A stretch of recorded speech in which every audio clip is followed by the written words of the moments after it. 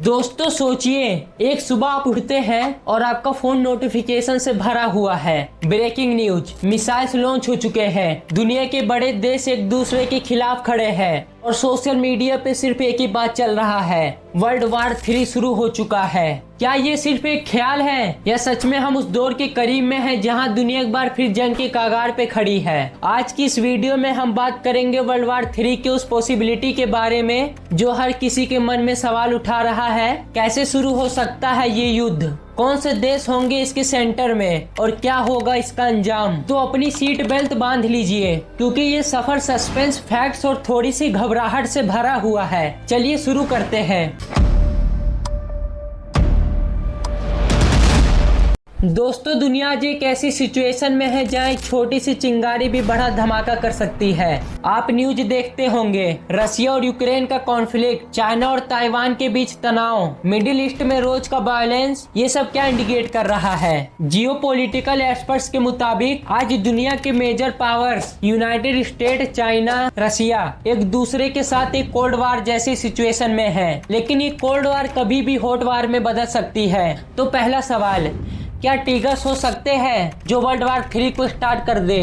चलिए कुछ पॉसिबिलिटीज देखते हैं। जैसे ताइवान का मुद्दा, चाइना ताइवान को अपना हिस्सा मानता है, लेकिन यूनाइटेड स्टेट और उसके एलाइज ताइवान को सपोर्ट करते हैं। अगर चाइना ताइवान पे अटैक करता है तो यूनाइटेड स्टेट और नाटो इन्वॉल्व हो सकते हैं। रशिया और नाटो क्लैश, यूक्रेन के कॉन्फ्लिक्ट में अगर रशिया नाटो कंट्रीज के साथ डायरेक्टली कॉन्फ्लिक्ट में आता है तो ये ग्लोबल वॉर का रूप ले सकता है। साइबर वारफेयर, आज के जमाने में वार सिर्फ मिसाइल से नहीं, साइबर अटैक से भी हो सकता है। एक बड़ा साइबर अटैक जैसे पावर ग्रिड से या बैंकिंग सिस्टम को टारगेट करना वार का ट्रिगर बन सकता है। ये सिर्फ कुछ एग्जांपल्स है, लेकिन इनकी वजह से दुनिया एक टाइट रोप पे चल रही है। अब सवाल ये है, क्या ये कॉन्फ्लिक्ट सच में वर्ल्ड वार 3 तक ले जा सकती है? चलिए अगले चैप्टर में देखते हैं।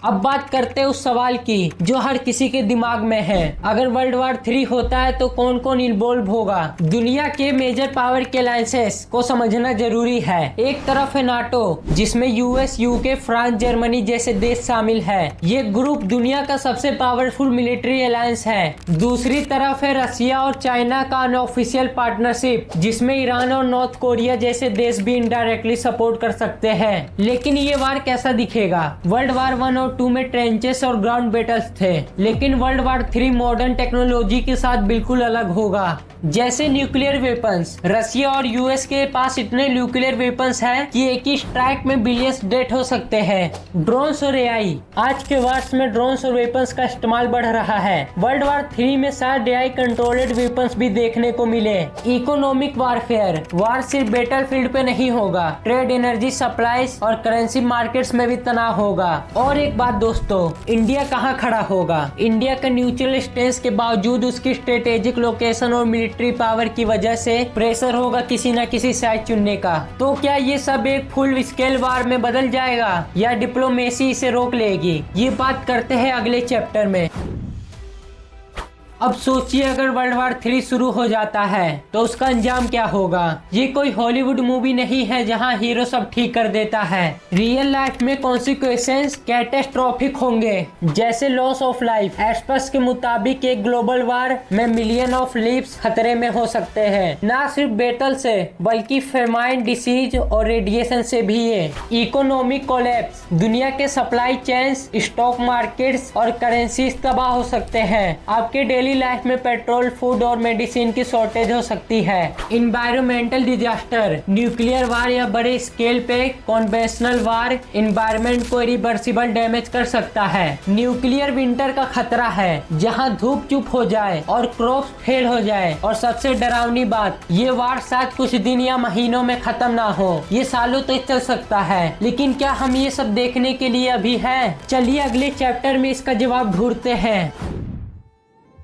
दोस्तों, अब तक हमने बात की वर्ल्ड वार 3 के खतरे, उसके प्लेयर्स और उसके रिजल्ट के बारे में। लेकिन क्या ये सब इनइविटेबल है? क्या हम कुछ कर सकते हैं इसे रोकने के लिए? जवाब है हाँ, हम कर सकते हैं। जैसे डिप्लोमेसी। हिस्ट्री में डिप्लोमेसी ने कई बार वार्स को रोका है। यूएस और सोवियत यूनियन के कोल्ड वार के दौरान भी न्यूक्लियर वार अवॉइड किया गया था। आज भी पीस टॉक्स और निगोटिएशन काम कर सकते हैं। Global awareness. आज के सोशल मीडिया के जमाने में आप और मैं, हम भी आवाज उठा सकते हैं। गवर्नमेंट्स को प्रेशर डाल सकते हैं पीस के लिए। डिसआर्मामेंट्स। न्यूक्लियर वेपन्स का रिडक्शन और आर्म्स कंट्रोल एग्रीमेंट्स का ये खतरा कम हो सकता है। और एक बात दोस्तों, ये सिर्फ गवर्नमेंट्स का काम नहीं है, हर एक इंडिविजुअल का रोल है। अपने कम्युनिटी में पीस प्रमोट करें, मिस इन्फॉर्मेशन के अगेंस्ट खड़े हो, और बोर्ड रिस्पॉन्सिबिलिटी तो क्या, हम वर्ल्ड वार 3 के लोडिंग स्क्रीन को कैंसिल कर सकते हैं। ये हम सब पे डिपेंड करता है। तो दोस्तों, ये थी हमारी वर्ल्ड वार 3 की उस पॉसिबिलिटी के बारे में जो हर किसी के दिल में सवाल उठा रही है। ये वीडियो आपको कैसी लगी? क्या आपको लगता है कि हमें ग्लोबल वार के करीब है या डिप्लोमेसी जीत जाएगी? कमेंट सेक्शन में अपने विचार जरूर शेयर करें। अगर वीडियो पसंद आई तो वीडियो को लाइक करें और चैनल को सब्सक्राइब करें। और हाँ, इस वीडियो को अपने दोस्तों के साथ शेयर करना ना भूलिए, क्योंकि अवेयरनेस ही है जो चेंज ला सकती है। मिलते हैं अगले वीडियो में, तब तक सेफ रहिए और पीस को प्रमोट करिए। जय हिंद।